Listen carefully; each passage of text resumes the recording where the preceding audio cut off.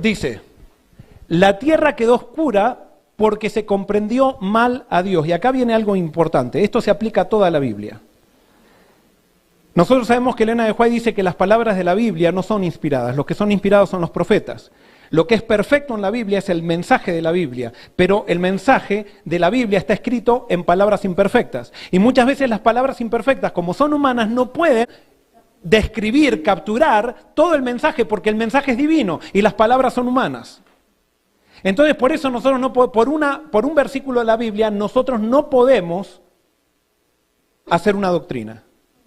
O agarrar 3 o 4 versículos. No, nosotros tenemos que descubrir el mensaje de la Biblia. Y el mensaje de la Biblia es conocer quién es Dios. Ese es el mensaje de la Biblia. Cuando nosotros conocemos quién es Dios, cómo realmente es, no como Satanás lo pinta, porque Satanás también nos presenta un falso Dios y nos tergiversa en nuestra mente. El pecado lo que hace es tergiversar la imagen de Dios en nuestra mente. Cuando nosotros tenemos la imagen tergiversada de Dios en nuestra mente, no tenemos salvaguardia para el pecado. Simplemente con que nos cambien un poco nuestra imagen de Dios, nosotros no tenemos salvaguardia para el pecado, porque entonces comenzamos a servir a Dios por temor y no por amor. Y eso Dios no lo puede aceptar. En el Antiguo Testamento, especialmente, y muchas veces en toda la Biblia, Dios aparece haciendo lo que permite. Los profetas escriben y ponen a Dios haciendo lo que permite. Es más, la revelación de Satanás fue progresiva en el Antiguo Testamento. Hay 3 veces nomás que se menciona a Satanás en el Antiguo Testamento.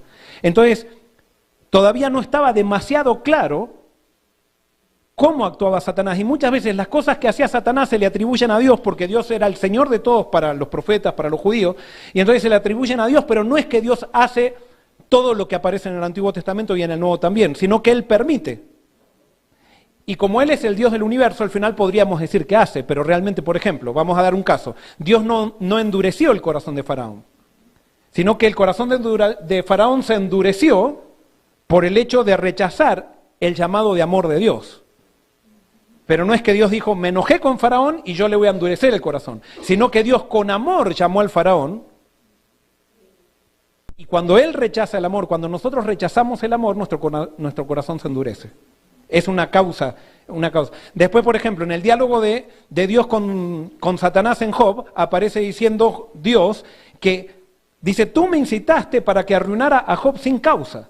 ¿Y fue Dios el que arruinó a Job? No, fue Satanás, eso lo sabemos, pero en la frase, en las palabras, pareciera como si Dios.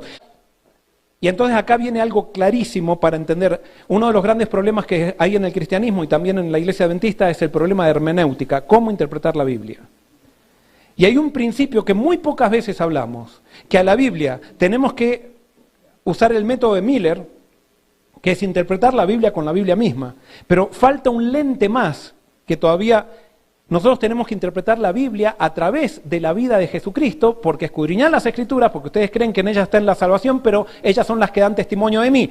Yo cada cosa que hace Dios la tengo que analizar a través del lente de Jesús, cómo Jesús lo hizo. Y cuando lo analizo a través del lente de Jesús, entonces puedo interpretar quién es el Dios del Antiguo Testamento, porque el Dios del Antiguo Testamento es el Jesús que vino, que se hizo encarnado, que se encarnó, pero Jesús fue la revelación plena de Dios, y en Jesús entonces se puede derramar el Espíritu Santo en manera plena, porque el Espíritu Santo ahora tiene toda la data para hacer su obra en nosotros a través de la revelación de Jesús. Nosotros diferenciar al Cristo verdadero del anticristo, ¿saben cómo? Por sus métodos. Esa es la manera de diferenciar al Cristo verdadero del Cristo falso. Al anticristo nosotros lo podemos reconocer por el uso de la fuerza y la obligación. Acuérdense que el anticristo no es que es alguien que que se va a mostrar como si estuviera en contra de Cristo, sino que va a ser alguien que va a falsificar a Cristo. Los objetivos del anticristo van a ser muy buenos, excelentes. El problema no va a estar con los objetivos, sino el problema va a estar en cómo el anticristo va a querer llegar a los objetivos. Y él va a querer llegar a los objetivos por el uso de la fuerza y la obligación. O sea, lo vamos a ver o identificar por la manifestación del respeto y el amor. Donde está Cristo hay respeto y amor. Donde está el anticristo hay obligación y fuerza. Y esto es algo muy importante, porque el anticristo puede definir las 28 doctrinas correctamente, sin embargo, usar la fuerza y la obligación, y ese es el espíritu del anticristo. Es más, cuando el anticristo se presente como Cristo, no va a hablar como diablo, va a hablar como ¿quién? Como Cristo. Pero va a haber una sola cosa que lo va a identificar, que lo vamos a poder identificar y que la gente es por el uso de la obligación y la fuerza. Cristo nunca usa la obligación y la fuerza. Él siempre usa el respeto y el amor. No sé si se están dando cuenta hacia dónde quiero ir. Porque muchas veces vamos a las iglesias, y en las iglesias donde más encontramos falta de respeto, donde encontramos más obligación, donde encontramos líderes que quieren imponer sus puntos de vista, donde tienen muy buenos objetivos, quieren que la gente se vista bien, que la gente haga así, que la gente haga así, pero todo por obligación. Y Cristo no actúa por obligación, es el anticristo que actúa así. Perseguidores, nunca, y escuchen bien, ¿qué es nunca? Nunca ustedes van a ver a un seguidor de Cristo persiguiendo a alguien. Nunca. Siempre los seguidores de Cristo son perseguidos, pero nunca son perseguidores. Y ese es el mensaje del Apocalipsis. Si quieren, lean eso en el Apocalipsis. Allí está la clave del Apocalipsis. Nunca el seguidor de Cristo persigue. Siempre el seguidor de Cristo es perseguido. Los seguidores del anticristo también son perseguidos, pero ellos siempre son perseguidores. Porque los seguidores del anticristo se pelean entre sí también. Porque como son seguidores del diablo, ustedes saben que en las huestes satánicas no hay paz. Los demonios compiten unos con el otro para ver quién está más cerca de Satanás. Así como muchas veces en la iglesia están compitiendo para ver quién es primer anciano, quién no es primer anciano, porque ese es el espíritu del anticristo. Bueno, lo mismo pasa en las huestes satánicas. En las huestes satánicas están luchando para ver quién está más cerca de Satanás, para ver quién tiene más poder. Y Satanás los premia, los hace competir a cada uno y los premia poniéndoles más cerca de ellos más, de acuerdo si siguen a los objetivos por obligación, o sea, si siguen los objetivos que él quiere. Ese no es el método de Cristo. Y por eso cuando ustedes vean a alguien muy celoso dentro de la iglesia, y ojalá que no seas tú, persiguiendo a alguien, esa persona no está con Cristo. Y ese es el mensaje del Apocalipsis. Cuando tú veas que alguien está persiguiendo a alguien porque tiene que comer así, porque está comiendo mal, esa persona no está con Cristo. La persona que está con Cristo contagia a los demás de lo correcto. Pero nunca persigue ni condena, porque ese no es el espíritu de Dios. Ese es el espíritu del anticristo. Y justamente eso es lo que quiere que entendamos. Por eso Satanás no quiere que estudiemos el Apocalipsis en la manera correcta. Porque si lo estudiáramos en la manera correcta, el pastor Joel Barrios se empieza a dar cuenta que tiene más espíritu del anticristo a veces que el espíritu de Cristo. Pero como él define bien las profecías, entonces él piensa que ya está más allá del bien y del mal, cuando puedo estar definiendo bien las profecías y no tener el espíritu de la profecía dentro de mí. Pero dice así: la tierra quedó oscura porque se comprendió mal ¿a quién? A Dios, a fin de que pudiese iluminarse las lóbregas sombras, a fin de que el mundo pudiera ser traído de nuevo a Dios, había que quebrantar el engañoso poder de Satanás. ¿Y qué trataba de engañar? ¿Qué trataba de hacer Satanás? ¿Engañar con respecto a qué? A Dios. Con respecto, ¿qué es lo que trata de hacer Satanás? Él trata de mostrar que Dios tiene las características de él, que Dios quiere destruirnos, que Dios... ¿Se acuerdan cuando Adán y Eva pecaron? ¿Qué hicieron Adán y Eva cuando pecaron? Se escondieron. ¿Por qué se escondieron? Porque tuvieron miedo. ¿De quién tuvieron miedo? ¿Dios había cambiado? No. ¿Quién cambió? Ellos. El pecado cambió la mente. Entonces, ahora, antes, ellos veían a Dios, ¿cómo lo veían? Lo veían, sí, cara a cara, pero cuando lo veían, ¿cómo lo veían? Bueno, pero cuando entró el pecado y Satanás entró en la mente, ellos empezaron a pensar que Dios es malo. Y cuando vino Dios a darles la salvación, ellos pensaban que Dios venía ¿a qué? A castigarlos. Y nosotros leemos la Biblia así también, y muchas veces cuando decimos, y Dios sacó a Adán y Eva del jardín del Edén, decimos, ese es el castigo de Dios. Y nosotros no entendemos lo que es castigo de Dios, porque el castigo de Dios siempre es amor. Dios no castiga como nosotros castigamos. Dios no es hombre para que se arrepienta, no es hombre como nosotros. Y por eso los términos que los profetas le describen a Dios, no los podemos interpretar en términos humanos, solamente lo podemos interpretar en términos de Dios. Y alguien puede decir, pero entonces, ¿cómo vamos a saber cuál es el diccionario para entender los términos de Dios? ¿Y saben cómo se llama el diccionario? Jesús. El sistema operativo para descifrar todo en la Biblia es Jesús. Y Jesús es el sistema operativo para descifrar todo en el Apocalipsis. La tierra quedó oscura porque se comprendió mal a Dios, a fin de que pudiesen iluminarse las lóbregas sombras, a fin de que el mundo pudiera ser traído de nuevo a Dios, había que quebrantar el engañoso poder de Satanás. Esto no podía hacerse, ¿por qué?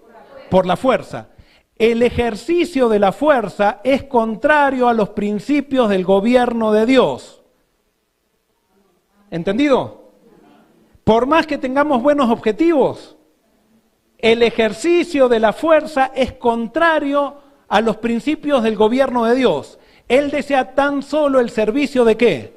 De amor. Y el amor no puede ser ¿qué? Exigido. No puede ser obtenido por la fuerza o la autoridad. El amor se despierta únicamente por medio ¿de qué? Del amor. El conocer a Dios es amarle. Su carácter debe ser manifestado en contraste con el carácter de Satanás. Ahí está, fíjense. ¿Cuál es el secreto de la victoria en la vida cristiana? Conocerlo. Es conocerlo, conocer al verdadero Dios. Nosotros tenemos una idea de Dios en nuestra mente que la hemos recibido de nuestros padres, la hemos recibido de la iglesia, pero todo lo que tú recibiste de tus padres, la iglesia o del que sea, no es el verdadero Dios. El verdadero Dios se encuentra en los evangelios. Y entonces, cuando yo conozco el carácter del verdadero Dios, ahí viene la sabiduría, ahí viene la santificación, ahí viene la transformación, ahí viene todo. La cuestión es conocer quién es Dios. Y sacarnos las ideas del falso Dios que Satanás nos metió en la cabeza y que después nosotros, porque cada uno actúa de acuerdo al Dios que tiene. Tú reflejas el Dios al que adoras. Si tú eres intolerante con tu amigo que piensa diferente a ti en la iglesia, tú piensas que Dios es intolerante. Si tú con tus hijos, cada vez que se equivocan, le das un chirlo o los miras fuerte, los miras con el ceño fruncido, es porque piensas que Dios, cuando tú te equivocas, te mira con el ceño fruncido. Y por eso hay una sola manera de descubrir quién es Dios. Y esa manera, vuelvo a repetir, no me la da la escuela adventista, no me la dan mis padres, no me la da la iglesia, es directamente el Evangelio, la vida de Cristo, el Espíritu Santo me lo tiene que dar directamente. Si no tengo una idea de Dios, y las ideas de Dios no son Dios mismo. Los judíos tenían ideas de Dios, pero cuando Dios se reveló a través de Cristo, ellos prefirieron quedarse con sus ideas antes que aceptar la revelación de Dios. Y ese es el mismo problema que tenemos nosotros. No hay nada más duro en la vida que aceptar la revelación de Dios a través de Jesucristo. Porque es un contraste con mis ideas. Y les hago una pregunta, ¿por qué? Fíjense lo que está llegando. ¿Por qué la gente prefiere creer en el evolucionismo antes que creer en Dios? Hace 3 semanas leí en un artículo en el diario que los científicos ahora están creyendo y están haciendo esto, están desarrollando una teoría diciendo que nosotros somos un experimento. ¿Qué es un experimento? Nosotros somos una célula, si podríamos decir, que está dentro de un ser superior más grande. Así como nosotros dentro de nuestro cuerpo hay células así, bueno, no, el universo es un cuerpo de un ser más grande. Y nosotros simplemente somos un experimento que se está realizando y ellos científicos muy preparados, están creyendo eso. Pero cuando uno le dice Dios existe, Dios creó el mundo, ellos dicen no. ¿Y saben por qué? Porque es mucho más fácil, no es mucho más fácil, es atractivo para el ser humano creer algo que yo creé que creer una revelación, porque para la revelación me tengo que humillar. En cambio, si yo creé algo que yo creé, entonces yo me puedo estar orgulloso de eso, y por eso la idolatría es eso. Y por eso Dios no quiere idolatría, porque la idolatría es hacer un Dios de acuerdo a como yo lo concibo, y a la imagen lo hago más, y como lo hago con mis manos, yo me siento orgulloso del Dios que cree. La evolución es un Dios. Es el Dios que crearon los seres humanos, pero no aceptan la revelación de Dios, porque en la evolución, y yo sé que esto no se los necesito explicar, ellos no pueden explicar ciertas cosas, como nosotros tampoco podemos explicar ciertas cosas en la creación. Pero el hombre prefiere quedarse con lo que hace. Dios podría haber destruido a Satanás y a los que simpatizaban con él tan fácilmente como nosotros podemos arrojar una piedrecita al suelo, pero no lo hizo. La rebelión no se había de vencer por medio de ¿qué? De la fuerza. Solo el gobierno satánico recurre al poder compulsorio. ¿Solo quién? solo. O sea, ¿hay algo de poder compulsorio en Dios? Hay compulsorio, ¿saben lo que es? Compulsorio es obligación. ¿Hay algo que Dios pide a su pueblo que haga por obligación? No. Por lo tanto, su pueblo no puede pedir a alguien que haga algo por obligación tampoco. Porque eso no es del gobierno de Dios. Los principios del Señor no son de este orden. Su autoridad descansa ¿en qué? La bondad, la misericordia y el amor. Y la presentación de estos principios es el medio que quiere emplear.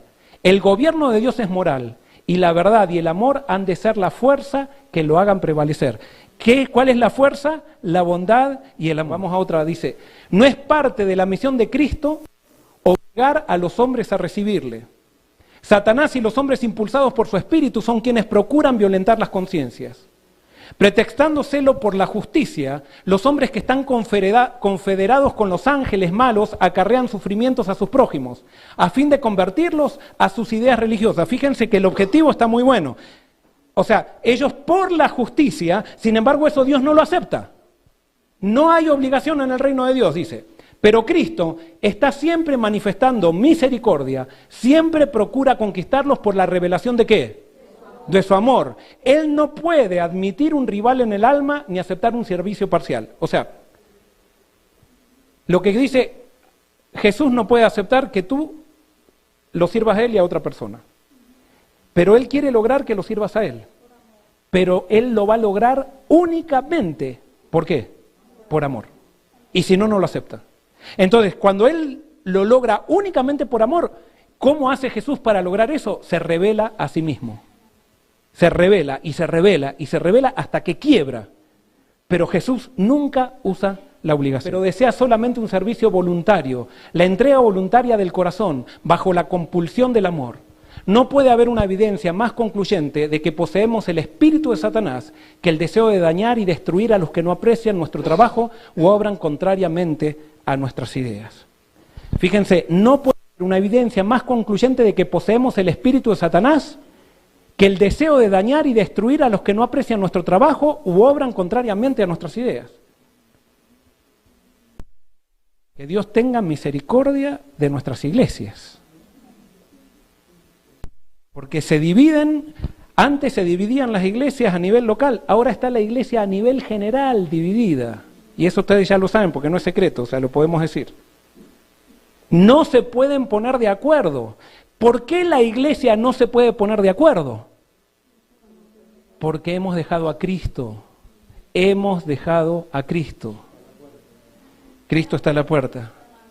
Ya tenemos que pelearnos, tenemos que dividirnos, no nos podemos poner de acuerdo en una mesa. Nos criticamos. Ha llegado la hora de que el pueblo de Dios se humille. Basta de pelear. Basta de pelear. Busquemos a Dios y reconozcamos que todos podemos estar equivocados. No solamente el otro bando está equivocado, todos estamos equivocados. Y posiblemente Dios tenga una revelación que no sea ni como el otro ni como la mía. Pero estamos tan queriendo nosotros defender y diciendo que los demás son satánicos porque no piensan como yo, que no estamos presentando a Cristo. Y si no estamos presentando a Cristo, estamos perdidos. Ustedes están para levantar a Cristo, no para pelear con alguien. Y usted puede decir, pero es que si, pastor, si yo no me levanto, el mundo va a entrar a la iglesia. Cristo es el que cuida a la iglesia, no eres tú. Tú levántalo a Cristo y que Cristo se encargue de cuidar su iglesia porque es su iglesia, no es la tuya. A veces nosotros queremos ser los Mesías, queremos ser los Cristos. Queremos tomar eso es obra del Espíritu. Hay dos ciudades en el Apocalipsis, ¿cuáles son? Babilonia y Jerusalén.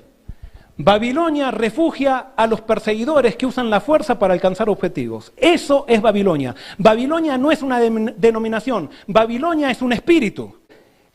Babilonia es una moda, Babilonia es una manera de hacer las cosas. Sí, al final del tiempo va a haber, y nosotros ya sabemos, hay instituciones que representan eso, pero no es por ser la institución que es Babilonia, sino es por tener el espíritu. ¿Y cuál es el espíritu? Es querer alcanzar los objetivos por la fuerza. Eso es Babilonia. Babilonia no es una denominación, es un espíritu. Y cada denominación decide qué espíritu quiere agarrar. Y no importa si te llamas adventista del séptimo día, remanente, que tienes las 28 doctrinas correctas y eso, y tú quieres llegar a los objetivos por la fuerza, tú y yo somos Babilonia. Los que nos transformamos en babilónicos somos nosotros. Entonces hay dos ciudades, está Babilonia y Jerusalén. Babilonia refugia a los perseguidores que usan la fuerza para alcanzar objetivos. Jerusalén refugia a los que son perseguidos. Sin embargo, el pueblo de Dios está en Babilonia y debe peregrinar hacia Jerusalén. Vemos que continuamente hay llamados del pueblo de Dios a salir de Babilonia, y yo no creo que el pueblo de Dios llegó a Jerusalén en el Apocalipsis, sino que muestra el trayecto en que cuando el pueblo de Dios sale de Babilonia y es el peregrinaje hacia la Nueva Jerusalén.